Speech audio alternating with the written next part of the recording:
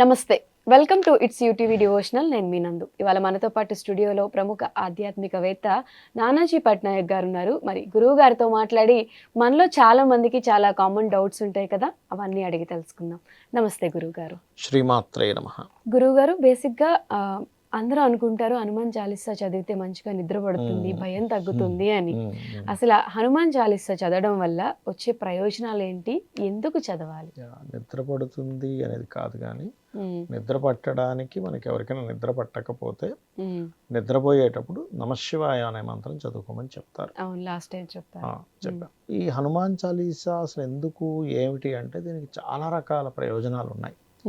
ఒకటి, భవిష్య బ్రహ్మ ఆంజనేయ స్వామి అష్టసిద్ధులు కలిగినటువంటి వ్యక్తి ఆయన. భూత ప్రేత పిశాచాలు ఏవైతే ఉంటాయో వాటన్నిటిని పారద్రోలేటువంటి శక్తి కలిగినటువంటి దేవతా స్వరూపం. కాబట్టి ఎవరికైనా కానీ భయం ఉందండి, నాకు ధైర్యం కావాలి, చదువుకొని చూడండి, ఖచ్చితంగా వాళ్ళకి తెలియని ఒక ధైర్యం అనేటువంటిది వస్తుంది. ఎందుకు అంటే ఆ ఎనర్జీ వాళ్ళు చదివినప్పుడు ఫామ్ అవుతుంది ఖచ్చితంగా. ఇంకా అందులో డౌట్ 1% కూడా డౌట్ లేదు. మీరు చదివారు, ఫామ్ అవుతుంది. అంతకంటే ఇంకా ముఖ్యంగా రామనామాన్ని కనుక మీరు పఠిస్తున్నారంటే ఆంజనేయ స్వామి అక్కడికి వచ్చి ఉంటారు. ఇంకా అందులో సందేహమేం లేదు. మన కంటికి కనబట్టం లేదు, మన మాంసనేత్రానికి కనబట్టం లేదు కదా అని చెప్పని మనం రాలేదేమో అని సందేహపడ్డం అనవసరం అక్కడ. ఇక కొంతమందికి కుజదోషాలు ఉంటాయి.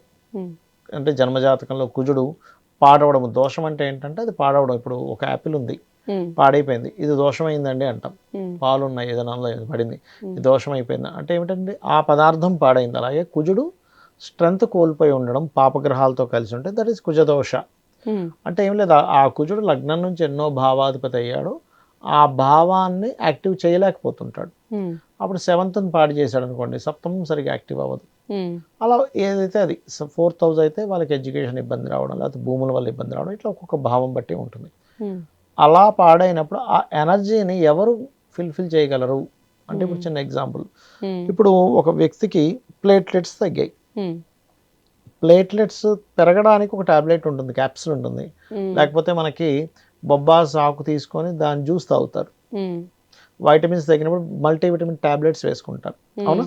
అంటే లోపల నీ బాడీ తయారు చేసుకోలేని స్థితిలో ఉన్నప్పుడు అవుటర్ నుంచి నువ్వు ఒక క్యాప్సూల్ రూపంలోనో లేకపోతే ఇంకో రూపంలోనో ఇస్తున్నావు కదా. ఇస్తున్నప్పుడు అది ఏమవుతుంటుందంటే అది ఖచ్చితంగా దాని ఫలితం ఎలా ఇస్తుందో సేమ్ యాజ్ ఇట్ ఈజ్ ఈ ఎనర్జీ ఉన్నప్పుడు ఇది ఖచ్చితంగా ఈ ఎనర్జీని మారుస్తుంది. అలా మనకు అందుకే ఒక్కొక్క దేవతా స్వరూపానికి ఒక్కొక్క ఎనర్జీ ఉంటుంది. మీరు కనుక గమనించినట్లయితే మనకి చాలామందికి సందేహం ఉంటుంది, ఎందుకు మనకి ముక్కోటి దేవతలు ఎందుకు అంటారు. ముక్కోటి అంటే 3 కోట్ల మంది అని కాదు, యాక్చువల్గా అక్కడ అన్ని గణాలు ఉన్నాయని అర్థం. ఎందుకు అంతమంది, అన్ని గణాలు ఎందుకు అంటే ఒక్కొక్క దానికి ఒక్కొక్క పోర్ట్ఫోలియో. ఇప్పుడు ఈ ఆఫీస్ నడుస్తుంది, యూటీవీ అనేటువంటిది ఇది ఉంది. ఇందులో యాంకర్గా మీరు, కెమెరామ్యాన్స్, ఎస్సీఓలు, ఎడిటర్సు, థంబ్నెయిల్స్ పెట్టే వాళ్ళు ఒక టీము, మేనేజ్మెంట్ చేసే ఒక టీము, మార్కెటింగ్ ఒక టీము, ఇవన్నీ ఎందుకు ఉన్నారు, మరి ఒక్కరే ఎందుకు చేయట్లేదు అంటే ఒక్కొక్కరిది ఒక్కొక్క వర్క్ ఉంటుంది. ఎలాగో ఒక్కొక్క ఎనర్జీ ఫామ్ అవ్వడానికి ఒక్కొక్క దేవతా స్వరూపం ఆ రకంగా ఉంటుంది. అదేవిధంగా వాళ్ళ చేతిలో ఉండేటువంటి, ఇప్పుడు ఆంజనేయ స్వామి చేతిలో ఏముంటుంది, గద ఉంటుంది. గద అంటే ఏమిటి, ఒక ధైర్యాన్ని ఇచ్చేటువంటిది, ఒక ఫైటింగ్ చేయడానికి. అదే లలిత అమ్మవారి చేతిలో ఏముంటుంది, పూల బాణాలు ఉంటాయి, ధనస్సు ఉంటుంది, చెరకు విల్లు ఉంటుంది, మనకి పాశం ఉంటుంది, రాగస్వరూప పాషాఢ్య క్రోధాకారంకుశోజ్వల అంటూ ఉంటారు. కాబట్టి ఉంటుంది అంటే ఏమిటి, ఆ దేవత చేతిలో ఉండేటువంటి హస్తంలో ఎటువంటి ఆయుధాలు ఉన్నాయో ఆ అనుగ్రహం ఇస్తుంది అని అర్థం. ఇతని చేతిలో గద ఉంటుంది కాబట్టి మనకి ధైర్యాన్ని ఇస్తాడు. ఇంకోటి ఏంటంటే ఆంజనేయ స్వామి యొక్క ఆరాధన కనుక చేస్తే కొన్ని గ్రంథాల్లో చెప్పబడింది ఏంటంటే, మీరు అంటే అన్ని శక్తులు అందులోనే ఉన్నాడు, సకల దేవతా స్వరూపాలు ఆంజనేయ స్వామిలో ఉన్నాయంటారు. అందుకే చూడండి, కొన్నిసార్లు ఆంజనేయ స్వామి అనేక శిరస్సులతో ఉంటాడు. చూడండి, అక్కడ మీరు కనుక గమనించినట్లయితే అక్కడ వేరే దేవత సంబంధించిన ఎనర్జీస్ కూడా మీకు కనిపిస్తాయి. పంచముఖ ఆంజనేయ స్వామి అంటారు. మీరు బాగా ఆంజనేయ స్వామి భక్తులు కానీ వాళ్ళకి ఎక్కడో డౌట్ ఉంది, నేను ఒక్క ఆంజనేయ స్వామిని చేస్తాను, ఇంకో దేవతను కూడా చేయాలేమో, లేకపోతే అంటే కొంతమందికి కొన్ని సందేహాలు ఉంటాయి. అమ్మో, నేను ఇంతకుముందు సాయిబాబా టెంపుల్కి వెళ్ళేవాడిని, ఇప్పుడు వెళ్ళట్లేదు, లేకపోతే నేను ఇంతకుముందు శివాలయానికి వెళ్ళేవాడిని, ఇప్పుడు ఆంజనేయ స్వామి టెంపుల్కి వచ్చేస్తున్నాను, అదేంటో అనుకుంటారు. అలాంటివి ఏమీ సందేహపడకూడదు.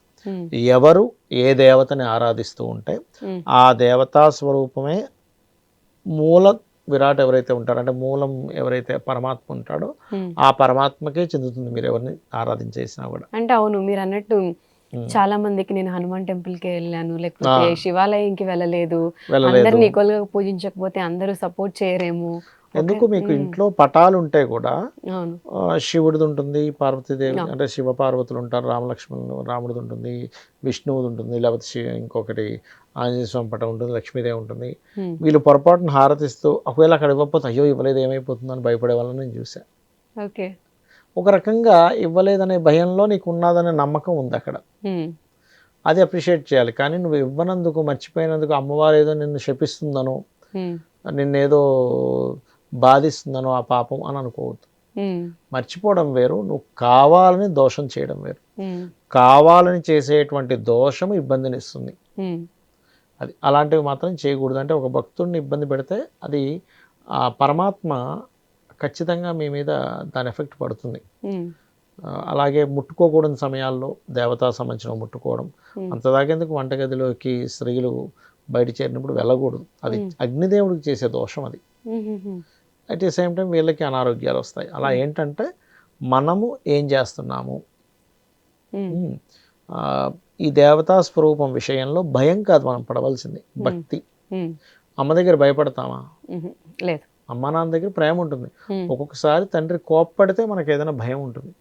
ఆ రకంగా అర్థం చేసుకుని వెళ్ళాలి. కానీ ఆంజనేయ స్వామి కదా, స్త్రీలు పూజించకూడదు కొంతమంది చెప్తుంటారు, అమ్మో స్త్రీలు ఆయన బ్రహ్మచారి, స్త్రీలను దగ్గర రానివ్వకుండా పూజించకున్నట్లయితే రామచంద్రమూర్తి చెప్పినట్టుగా ఆయన సీతాదేవిని వెతకడానికి ఎందుకు లంకకి వెళ్తాడు?